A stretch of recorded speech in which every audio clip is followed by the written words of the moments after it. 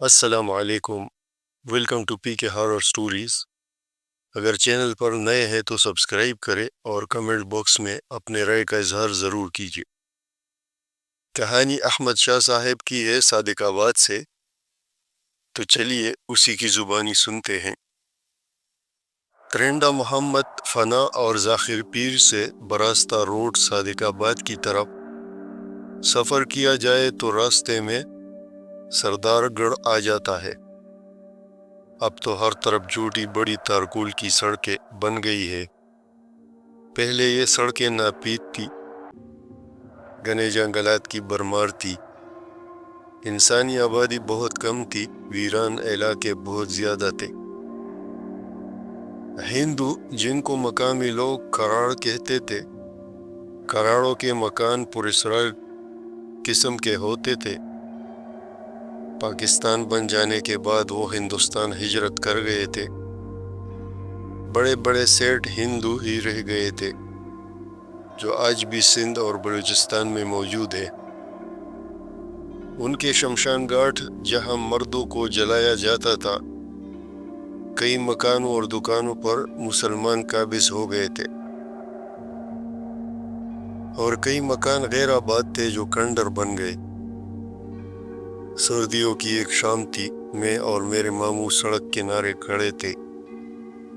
ایک پرانی بس ہمیں اتار کر جا چکی تھی۔ ہم نے کچھ آگے اپنے گھر جانا تھا۔ چاند کی 14 تاریخ تھی۔ ہم کھڑے سوچ رہے تھے کہ آگے سفر جاری رکھے یا یہی پہ رات بسر کر کے صبح اپنے گھر جائیں۔ کچھ مکانات جن سے دھواں اٹھ رہا تھا، یعنی وہاں لوگ کھانا پکانے کی تیاریاں کر رہے تھے۔ اس علاقے میں ہماری واقفیت بھی نہیں تھی، اس لیے ہم ماموں بھانجے نے فیصلہ کیا کہ ہم چلتے چلتے اپنے گھر پہنچ جاتے ہیں۔ ہمیں تکن تو تھی، مگر ہم بھائی 3 کوس کا سفر پیدل کرنے کے قابل تھے۔ ہم دونوں نے چلنا شروع کیا۔ یہ 1965 کی جنگ سے 2-3 سال پہلے کی بات ہے۔ اس وقت غیر آباد زمین بہت زیادہ تھی۔ ہو کا عالم طاری رہتا تھا۔ ہم پیدل سفر کرتے کرتے جلال پور کے قریب ہو رہے تھے۔ ہمارے دائیں بائیں کھجوروں کے گھنے درخت موجود تھے۔ سامنے ایک گھنے درخت والا باغ نظر آ رہا تھا۔ وہاں میں نے ایک عجیب سا نظارہ دیکھا، جسے دیکھ کر میں تو گھبرا گیا، لیکن میرے ماموں بالکل نہیں گھبرائے، کیونکہ وہ انہی علاقوں کے رہنے والے تھے اور ایسے نظاروں سے ان کا اکثر واسطہ پڑتا رہتا تھا۔ ہم نے دیکھا کہ 1 درجن کے قریب مٹی کے دیے روشن تھے، جو زمین سے 10 فٹ کی بلندی پر متحرک تھے۔ وہ ہمیں دائرے کی صورت میں گھومتے ہوئے نظر آئے۔ یہ ایک پراسرار منظر تھا جو ہم دونوں ماموں بھانجے حیرت سے دیکھ رہے تھے۔ پھر وہ دیے ایک لمبی قطار میں باغ کی طرف بڑھ گئے۔ وہ جنات جنہوں نے یہ دیے اٹھا رکھے تھے وہ ہمیں نظر نہیں آ رہے تھے۔ باغ کا لکڑی والا گیٹ اس وقت کھلا ہوا تھا۔ اچانک باغ کے گیٹ سے ایک لمبا تڑنگا آدمی نکلا اور تیزی سے ہماری طرف آیا، اور اچانک کچھ ہاتھوں نے مجھے باغ کی دیوار پر بٹھا دیا، اور میں اپنا توازن برقرار نہ رکھ سکا اور ٹوٹی ہوئی اینٹوں پر اندر جا گرا۔ میں بڑبڑا کر جلدی سے اٹھا اور باہر نکل گیا۔ باہر میرے ماموں کھڑے تھے۔ انہوں نے مجھے پوچھا، تو کہاں چلا گیا تھا؟ میں حیران رہ گیا۔ میں سوچنے لگا کہ کیا مجھے ماموں نے فضا میں بلند ہو کر دیوار کے اوپری حصے پر جاتے نہیں دیکھا۔ میں نے سوچا یہ بات میں ماموں کو نہ بتاؤں تاکہ وہ پریشان نہ ہو۔ میں نے ان کو ٹال دیا کہ میں رفع حاجت کے لیے گیا تھا ماموں چپ ہو گئے۔ اتنے میں وہ لمبا آدمی ہمارے قریب آ پہنچا۔ اس نے اپنے ہاتھ میں ایک تھال اٹھایا ہوا تھا جو ایک رومال سے ڈھکا ہوا تھا۔ میں سمجھ گیا کہ یہ شخص جنات میں سے ہے۔ اس کے دونوں کانوں کی لوئیں اتنی لمبی تھی کہ کندھوں تک آ رہی تھی۔ اس کی بڑی بڑی آنکھیں شعلے برساتی نظر آئی۔ وہ بالکل انگارے کی طرح سرخ تھی۔ میں گھبرا کر زمین پر بیٹھ گیا۔ وہ سخت لہجے میں بولا، نیچے نہ بیٹھ، کھڑا ہو جا۔ میں ایک دم کھڑا ہو گیا۔ اچانک اس شخص نے ہاتھ ہلایا تو قریب ہی ایک گدھا موجود تھا۔ وہ شخص بولا، کوئی اور موقع ہوتا تو ہم تمہیں ضرور نقصان پہنچاتے، لیکن آج ہمارے لیے خوشی کی رات ہے۔ میں قوم جنات میں سے ہوں، میرے بیٹے کی شادی ہے۔ میں تمہارے لیے کھانا لایا ہوں۔ تم گھبراؤ نہیں، ہم تمہیں کوئی نقصان نہیں پہنچائیں گے۔ آج خوشی کی رات ہے۔ تم کھانا کھا کے اس تال کو یہی رکھ دینا، ساتھ نہ لے جانا۔ ہم نے جلال پور کے گھروں سے یہ برتن اٹھائے ہیں۔ صبح ہونے سے پہلے ہمیں ان برتنوں کو واپس اسی جگہ رکھنا ہے جہاں سے اٹھائے ہیں۔ تم لوگ کھانا کھا کر اس گدھے پر سوار ہو کر یہاں سے دور چلے جانا اور واپس اس راستے پر ہرگز نہ آنا جہاں سے تمہیں روکا جا رہا ہے، کیونکہ ہماری قوم میں وحشی شرارت پسند جنات بھی ہے جو تمہیں نقصان پہنچا سکتے ہیں۔ ایک اور بات تم لوگ یاد رکھ لو کہ یہ گدھا جب اپنی گردن ہلائے تو فوراً نیچے اتر جانا، ورنہ بعد کے نقصان کے تم خود ذمہ دار ہوں گے۔ یہ کوئی عام گدھا نہیں ہے، بلکہ یہ قوم جنات کی سواری ہے، اور یہ تمہیں صرف اسی لیے دی جا رہی ہے کہ تم ہمارے مہمان ہو اور ہم لوگ مہمان نواز ہیں۔ اگر آج ہماری خوشی کی رات نہ ہوتی تو ہم تمہیں جلال پور کی دیواروں میں چن دیتے۔ میرے ماموں کی طرف اشارہ کر کے بولا، یہ آدمی بہت معصوم ہے اور ہمیں اس کا چہرہ بہت پسند آیا ہے۔ یہ ایک نیک اور سیدھا سادہ بے لوث انسان ہے۔ ہم ایسے انسانوں اور ان کے ساتھیوں کو نقصان نہیں پہنچاتے۔ تم اس اچھے آدمی کے ساتھی ہو، اسی لیے ہم تمہیں بھی نقصان نہیں دے سکتے۔ میں نے ڈرتے ڈرتے پوچھا، یہ ہمارے محسن، یہ تو بتائیے کیا یہ گدھا پرواز بھی کر سکتا ہے؟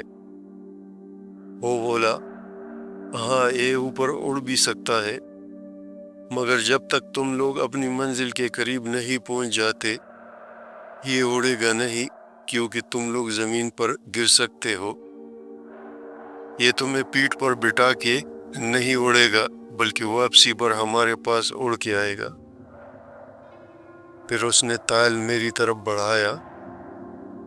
میں کچھ نارمل ہو گیا تھا۔ میں نے کہا، یہ نیک جن، کیا ہم دور سے آپ کی شادی کی رسومات دیکھ سکتے ہیں؟ وہ بولا، ہاں بالکل دیکھ سکتے ہو، مگر قریب نہ آنا۔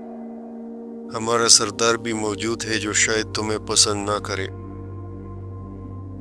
اتنا کہہ کر وہ وہاں سے غائب ہو گیا۔ میں نے تھال سے جب رومال ہٹایا تو اس میں چاول تھے۔ چاولوں کی خوشبو بہت ہی زبردست تھی۔ جب ہم نے چاول کھانے شروع کیے تو طبیعت خوش ہو گئی۔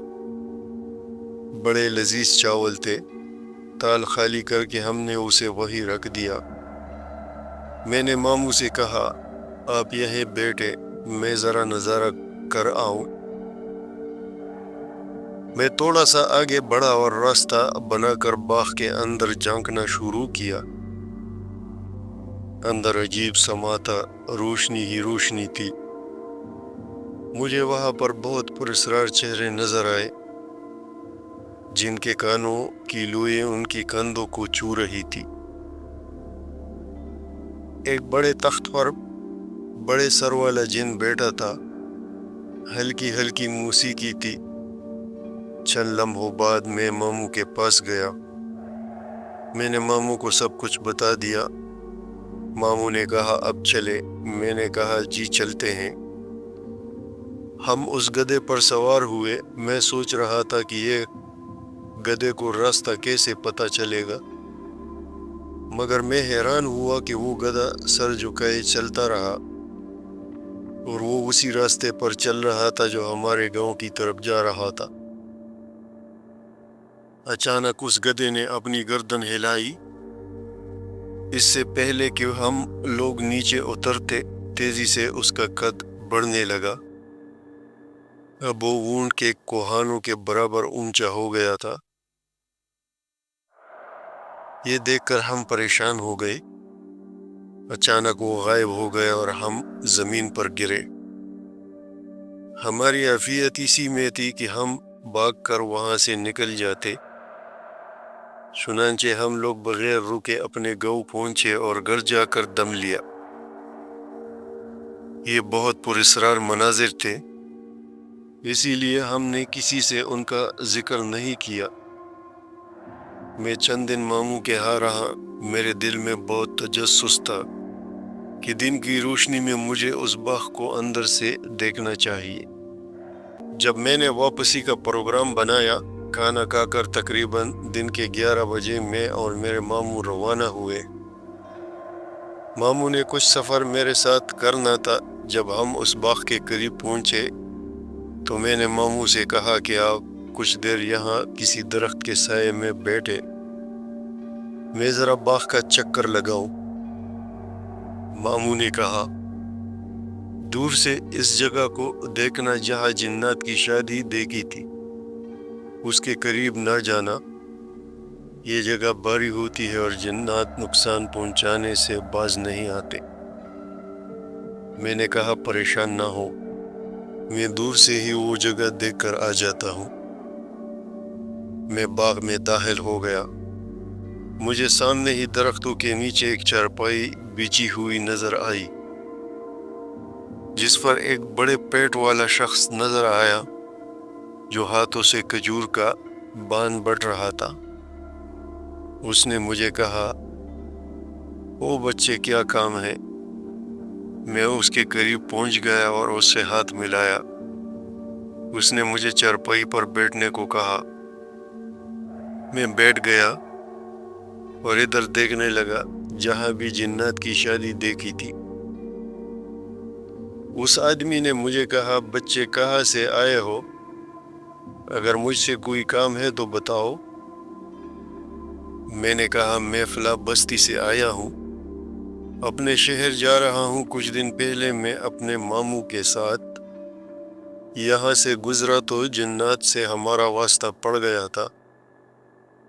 انہوں نے ہمیں چاول کھانے کو دیے تھے اور سواری کے لیے ایک گدھا بھی دیا تھا جو کہ لمبا ہو گیا تھا۔ بعد میں وہ غائب ہو گیا، ہم نیچے گر گئے اور میں نے ان کی شادی بھی دیکھی تھی۔ اب میں تسلی کرنے آیا ہوں کہ کیا واقعی اس باغ میں جنات رہتے ہیں؟ میری بات سن کر وہ بوڑھا بولا تم بالکل سچ کہہ رہے ہو، باغ کے اس حصے میں جنات کا بسیرا ہے۔ میں اس عرصے سے اس باغ میں رہتا ہوں اور اسی طرح کے کئی نظارے دیکھ چکا ہوں۔ اس کے ساتھ ہی اس بوڑھے کی آنکھیں سرخ ہونا شروع ہو گئی اور وہ جھومنے لگا۔ جھومتے جھومتے اس نے چارپائی کے قریب پڑا ہوا گڑا اٹھا کر میرے چہرے پر دے مارا جو میری دائیں آنکھ کے قریب لگا اور ٹوٹ گیا۔ مٹکا لگنے سے میری جلد پھٹ گئی اور زخم سے خون بہنا شروع ہو گیا۔ شاید اس پر جن آ گیا تھا۔ پھر بوڑھا جھومتے جھومتے چارپائی سے نیچے گر گیا۔ اتنے میں سامنے ایک عورت بھاگتی ہوئی آئی اور بولی، ہائے میرے میاں پر جن آ گیا، اے لڑکے بھاگ جا یہاں سے۔ میں فوراً باغ سے باہر نکل آیا اور ماموں کے پاس پہنچا۔ وہ میرا خون آلود چہرہ دیکھ کر گھبرا گئے۔ پاس ہی کھیتوں کو سیراب کرنے والی نالی میں پانی بہہ رہا تھا۔ میں نے اس پانی سے چہرہ صاف کیا۔ ماموں نے تھوڑا سا کپڑا پھاڑ کے مجھے دیا کہ میں اس کو باندھ لوں تاکہ خون بہنا بند ہو جائے۔ میں نے ماموں کو ساری بات بتائی اور وہاں سے روانہ ہو گئے۔ ماموں نے کہا، اس بوڑھے پر جب جن آ گیا تھا تو تم فوراً وہاں سے چلے آتے۔ میں نے ماموں سے کہا کہ میں نے جیسے ہی ارادہ کیا، لیکن اس سے پہلے کہ میں وہاں سے نکلتا اس نے مجھے گڑا دے مارا۔ ماموں نے کہا، اب یہ بات کسی کو نہ بتانا۔ پھر ہم چلتے ہوئے اڈا پہنچے اور بس کا انتظار کرنے لگے۔ 1 گھنٹے بعد رحیم یار خان کی طرف سے بس آ گئی اور میں بس میں سوار ہو گیا۔ اس طرح ہم اپنے شہر پہنچ گئے۔ اس واقعے کو ایک لمبا عرصہ ہو گیا ہے اور اس کہانی کی سچائی کی بڑی نشانی اب تک میرے چہرے پر داغ کی صورت میں موجود ہے۔ یہ تھی آج کی کہانی۔ امید کرتا ہوں آپ کو پسند آئی ہوگی۔ اگلی کہانی تک اللہ حافظ۔